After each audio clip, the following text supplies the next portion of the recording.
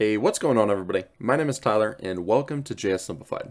Today I'm going to help you understand and get a brief introduction to using FFI with Rust and Deno. So if you want to follow along, which I highly suggest you do, the version of Deno I'll be currently using is version 1.26.1. However, anything above 1.24 should be fine for this tutorial. But keep in mind that a lot of the Deno FFI things are subject to change in the near future. So just keep that in mind.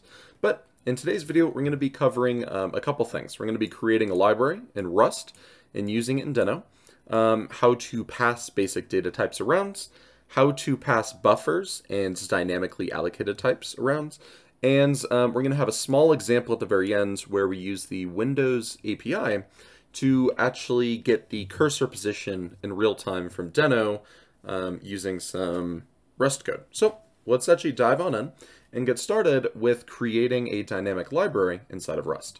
So I'm going to open up VS Code and make sure I'm in the project directory. And we're just going to do cargo init --lib to create a library package like so. And then I'm just going to hide the terminal like so. So let's go into the cargo.toml, get rid of this right here. And then what we're going to want to do is actually go ahead and add two things here. We're going to want to say for the library, we want to say this has a crate type of, and let's give it a cdylib. So this is going to be a C dynamic library. We can also say other things like this also is going to have binaries, things like that. But for our tutorial, all we need to do is say that the crate type to build is a C dynamic library. So once that's done, you can exit the cargo toml. And I'm going to change the name of the package to just be my library, like so. Okay. So let's go into the source file and actually create a basic function to actually use inside of Deno. So I'm going to go into this lib.rs and get rid of the boilerplate code. And let's go ahead and create a function called add, which is going to take in x, which is a f64, so a double, and y, which is also an f64. And we're going to return a f64. And all I'm going to do is just do x plus y right there. So we have this add function. And what we want to do is actually export this to a C ABI calling convention. So it's really important that you keep in mind that when you're doing things in FFI, there's multiple calling conventions that can be used. And for us, we want to use what's called the C ABI. So this is an ABI that tells given a DLL, right, it's going to explain how we can call this code from other languages. Because if we just left it like this, our library wouldn't be able to find it. So let's actually say that this is extern C, capital C.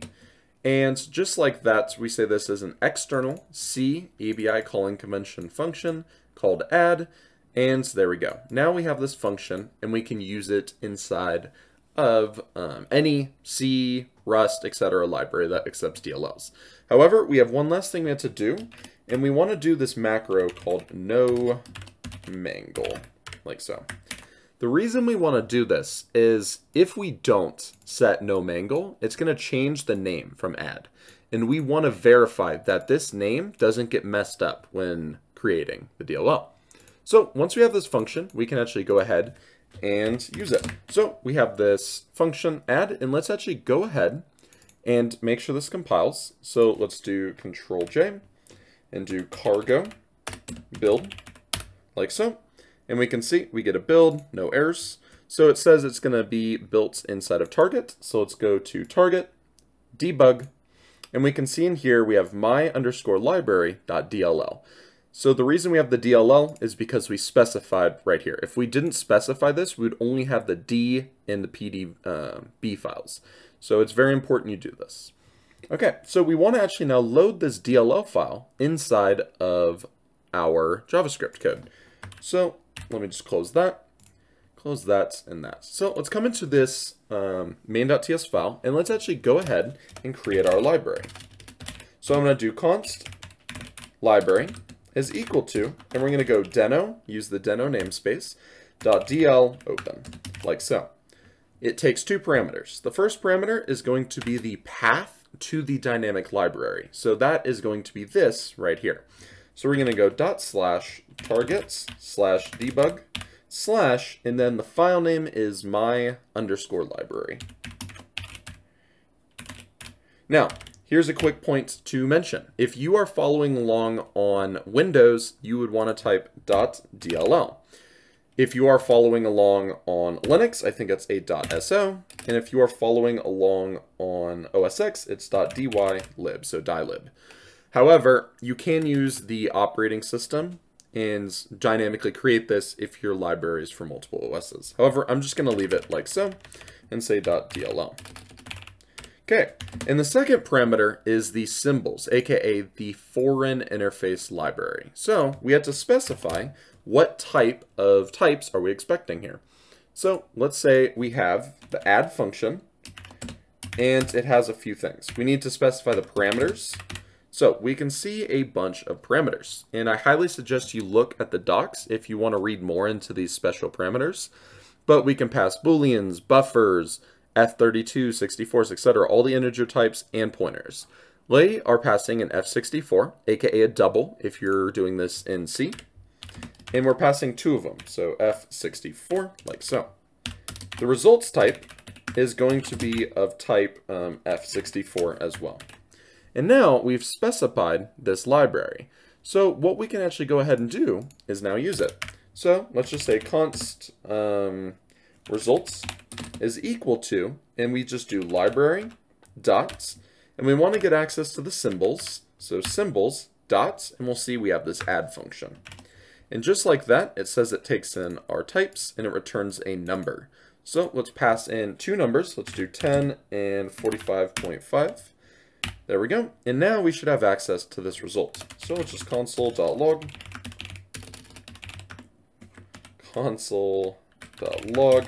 results.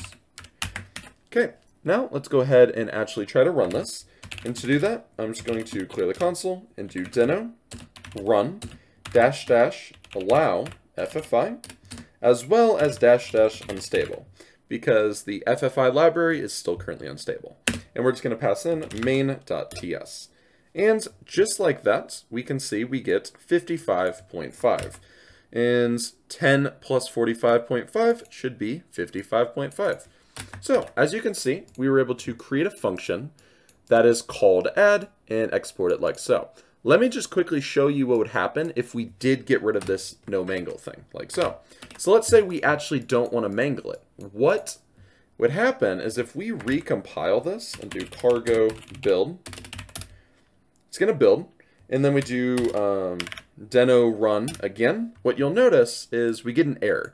Failed to register symbol add. Could not obtain symbol from the library. And that is simply because it mangles it. So in the library, this add function, the name is no longer going to be called that. So that's a quick point of note. Okay, so let's actually talk about something a little bit more complex and move on from basic data types like numbers, integers, booleans, which you can all pass in just like this. It's not dynamic, right? However, let's talk about things like buffers, or how do we pass, say, a string that we create in JavaScript over to Rust. So let's go ahead and do this. Let's say we want the string, my string is equal to hello world from JavaScript. And let's say we want to actually pass this string and print it out inside of Rust. Well, first things first is let's kind of define the function we're going to want to use for this. So we're going to say, again, no mangle, like so. And then what we're going to want to do is say it's a public extern C function. And let's just call it print string, like so. And what we want to do is we want to accept a C string. Now, if you're unfamiliar with C, C strings are simply I8 pointers, aka char pointers, like so. So in Rust, we're going to have to pass a char pointer. So I'm just going to say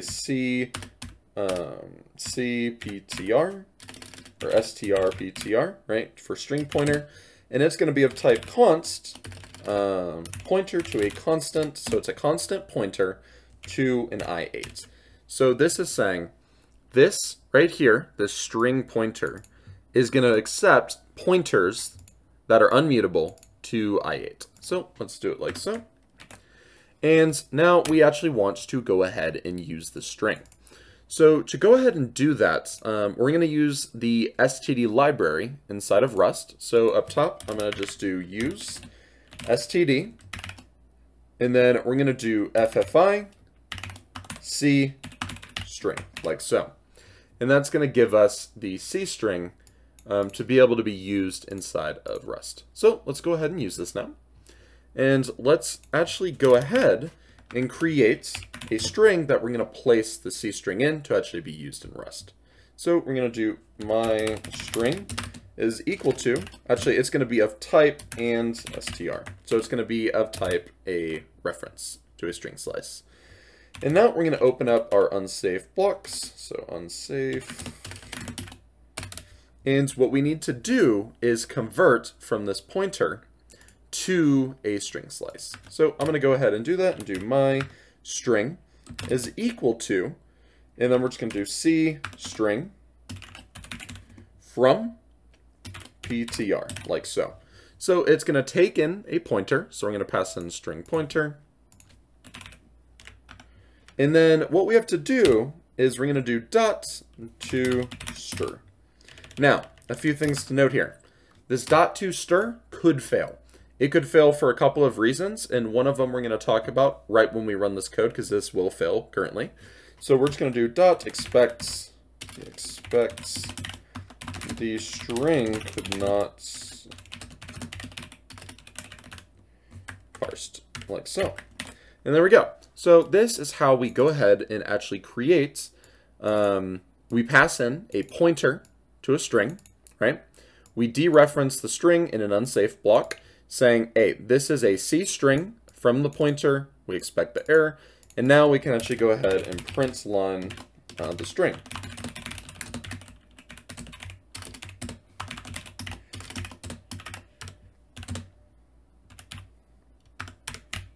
There we go. And now we can actually go ahead and use this.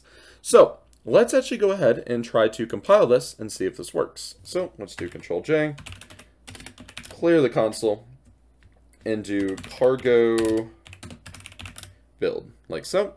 Everything seemed to have compiled correctly. So let's go to the main.ts file and actually define our type. So we know that it's a void function, right? Because it has the void return type, and it takes in a pointer to a string, and the name is print string. So we're going to do print string. And what we need to do is say it has a parameters list of pointer, or we could also say it has a parameter list of buffer, because that's what it has. And the results is void, like so. There we go. So now we've defined this function. Let's actually go ahead and try to use it. So what we need to do is let's just say library dots symbols dots, and let's do print string. Now, one thing you'll notice is we can't just pass in my string, like so. This doesn't work. It'll say argument of type, right, string literal, is not assignable to parameter of types typed array or null.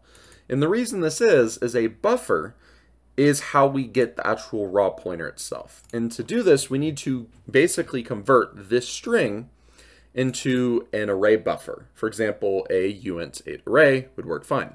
So let's go ahead and actually do that. Let's do my const str pointer is equal to new text encoder dot encode. So we're going to encode the string of my string like so. And what this returns is a uint8 array.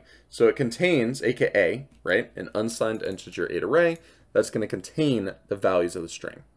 And what we'll do is instead of passing in my string, we'll pass some stir pointer, like so. Now, there is something of note here, right? What this is doing is it looks fine. It looks like everything's going to be fine, but when we run this, this is going to throw an error that we've defined here. So let's go ahead and run it and just see why, right? So let's do cargo build, Cool. And then let's do Deno run allow dash FFI dash dash unstable. And let's just do main.ts. Interesting. So this is interesting. We see 55 like before, and then we see the string passed to Rust. Oh, so it didn't throw an error. But what we see is hello world from JavaScript period, and then it looks like a smiley face. Oh no. If we run this multiple times, you'll notice we get different outputs. So here we had a smiley face, here we had a period, here we got /gen, right? Here we didn't get that, didn't get that. It's very possible that what will happen is we actually could get a seg fault. And it has happened multiple times. The reason is a C string, if you recall, has to be null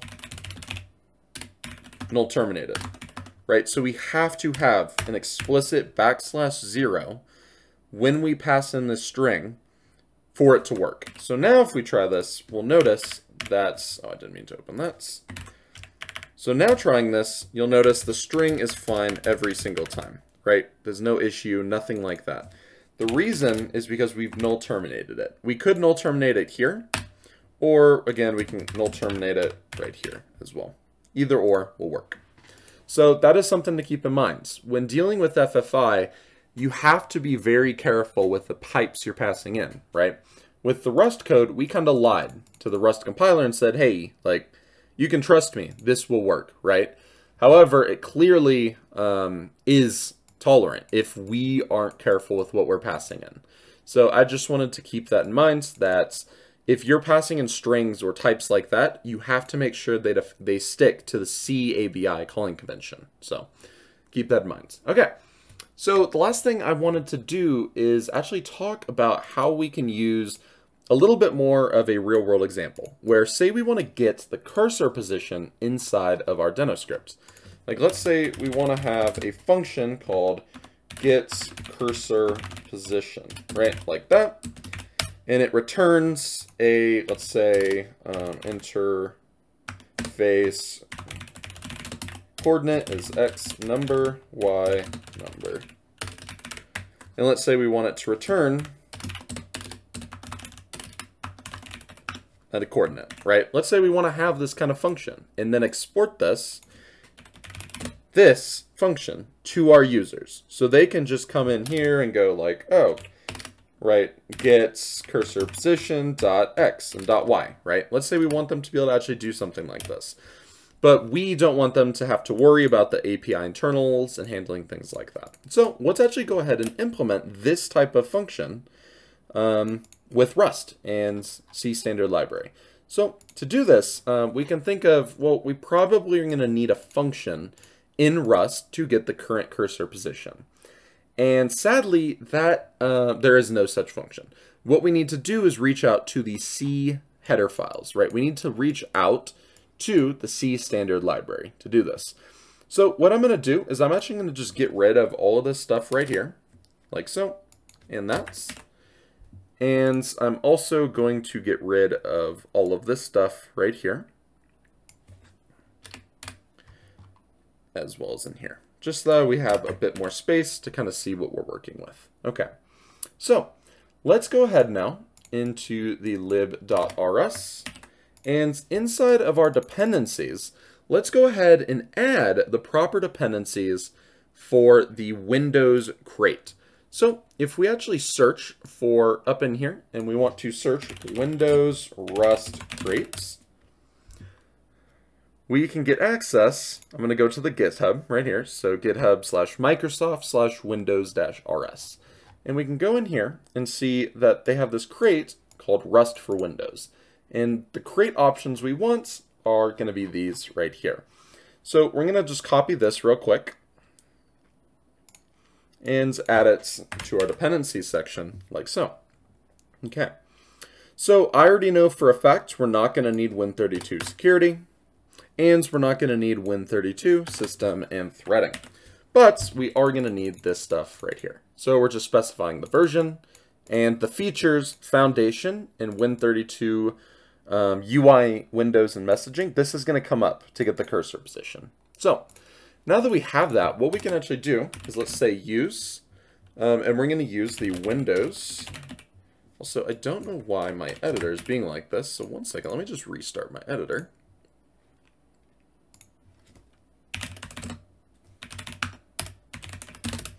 There we go.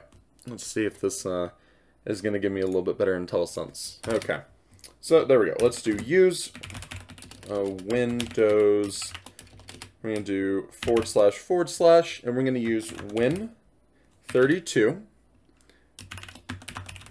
foundation. So we're going to be using this crate right here, Win32_foundation. And we're going to do use. And we're going to actually use points, like so. There we go. And we're going to do use Windows Win32 : Windows and messaging. And we're going to use get cursor position, like so. No create Windows imports OSO. Oh, it's supposed to be Windows, not Windows SYS. I don't know why I had that. Okay, there we go. So we're going to get access to point and get cursor position. And then we're going to do our no mangle. So we're going to do our macro for no mangle. And we're going to do pub extern C. And we'll just call it the function get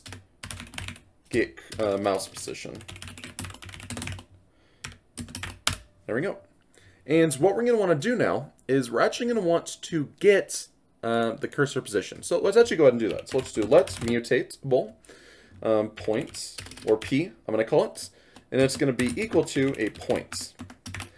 So the reason we're doing it like this is that a point is the actual type that's used inside the C standard library. So for us to use, let's actually just look at the documentation. So Windows win.h gets cursor position. If we actually look at the documentation right here, we can see that inside of the C standard library, inside of the WinUser.h header file, we have access to a function. It's called getCursorPosition. It returns a Boolean, and it takes in a reference to a point, LP points. Now, a point struct, as we can see here, is just going to contain two longs. So that's basically what it is. It just contains two longs, like so. So the reason we're doing it like this is because this is how the library is actually defined inside the C standard library. So that's kind of why we're doing this. This Windows library just simply reads in the C standard or the Windows API DLLs and like all that stuff, and it kind of builds this for us. So also, I did actually type this in correctly. It's window UI. There we go. Okay, so we have access to this point variable, which is mutatable, and the reason we need it to be mutatable is because we actually need to make a call to the C standard library, and the C library, or the Windows library is going to write into this right here. So let's go ahead and say let's success is equal to, and we're going to use get cursor positions. So function get cursor position, it takes in a mutable pointer, right, to an LP point, and it returns a bool type. So the LP point in this case is P. And we're actually going to do and mute because we need the reference to P, right? And since this is a Boolean, I'm just going to cast it to a rest Boolean, like so. So now we'll know if this was successful. If it was successful, so if success, right, if this operation succeeded and there's no issues on this, the Windows side of things, then what we're going to do is we want to basically pass this data back to Deno. But the issue is we also want to return a successful true or false if this succeeded. So what we're going to do is we're actually going to pass in a pointer to an array that contains 2 points, an X and a Y position, from JavaScript. So what we're going to basically do is say const chords, or let's coordinates is equal to a new int32 array of length 2. So we're basically going to say, hey, we're going to create a new buffer for our coordinates. Then what we're going to do is we're going to pass that buffer into this function. So we're going to say something like chords pointer is equal to, and what we want to do is we want to say it's a mutatable pointer to the type I32 slice of length 2. So the chords pointer is going to be pointing to, it's a mutable pointer, to a slice of I32s of length 2, right? This is a pointer, right, that we're going to be passing, and it's length 2. So that's how we kind of do this inside of Rust. Now, what we're going to want to do is also say this function returns a bool, like so. Okay. So while we're at it, let's just type return success, like so. Okay, so we have this success, and what we want to do is basically write into this chords pointer. Now, we can't do this, sadly. Chords pointer of 0 is equal to p.x, right? Chords pointer of 1 is equal to p.y. Rust won't let us do this. However, I really wish it would, but we can't do this. Cannot access index into a value of type mutable pointer to a slice, right? So what we actually have to do is get the reference of this and actually write into it that way. So what we're going to do is we're just going to say let the view is equal to, and basically we want to get a reference. We want to say it's a mutable reference to a I32 of length 2 slice, right? This is basically what we want to do, because with view we can do that. If we did this, right? Our end goal is this. View 0 and view of 1, right? We want to be able to do this. That's perfectly what we want to do. So how do we do that? Well, we say view is equal to, we say a mutable reference, and then we dereference our chords pointer like so. I don't know where that is coming from. There we go. So this is what we want. We say, hey, we want a mutable reference to this dereferenced pointer, like so. And that will give us a mutable I32 slice of length 2. So now we actually are writing to the array buffer from Rust. So we're passing in this pointer that we create here. We're going to pass it into the function.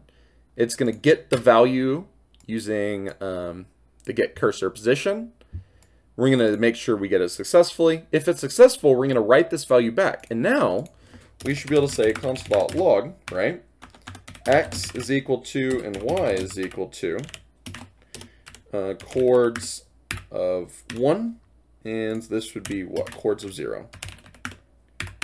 Like that. So this is our goal. We want to basically have it, so in here will actually be the raw coordinates for this function. So now that we're done here, we can actually get this function into Deno. So it's called get mouse position, like so. So let's actually go ahead and do this. So we call it get mouse position. So get mouse position. The parameters are interesting, right? Because we pass in a buffer, and the results is a boolean. Like that. So now we have access to this library, and what we can do is we can just say library.symbols.getMousePosition, and we pass in the coordinates. Like so. So there we go. I'm actually just going to make this constant. There we go. Okay, so we have the coordinates at this point in time. Now what we want to do is just return this interface. So we're going to say let success is equal to like that, or I'm just going to wrap this if is equal to false. So if we're not successful, we're just going to do Deno dot actually we'll just do throw could not complete operation. There we go. And now we're just going to return, instead of console.logging it, we're going to return x is going to be of type coordinates of 0, and y is coordinates of 1. There we go. So now we've implemented our own custom library, right? It's not secure. We haven't really done some things to do valid error checking, but we've shown how we could do it in like the most minimal version. So let's actually go ahead and just quickly test this out. Let's just do a while true. And what we're going to do is we're just going to say console.log get cursor position, like so. So we're just going to keep getting the cursor position and keep printing this out. So let's actually go ahead and see if this all compiles and works. So let's clear this out and do cargo build. So it's going to be compiling the Windows crates. It seems to have worked. The unoptimized version's built. And then let's do Deno run -a for allow all and -- unstable, like so, in main.ts. And it seems to be working. As you can see, when my mouse is on the top left, it's 0, 0. As I move my mouse to my second monitor, the numbers at the very bottom right side of the screen seem to be perfect. So yeah, that is how we can create a library that seems to use Rust, right? But we can actually end up using this in normal Deno applications, creating a library out of this. So I hope you found this video useful. If you did, please let me know, and I'll create a part 2 where we dive into some really cool things we can do with functions and how to pass functions like JavaScript functions to Deno or to Rust to be called from here, as well as how to return functions from Rust to be called from Deno and stuff like that. So if you found this video useful, please like, comment, and subscribe, and I'll talk to you in another video. Bye.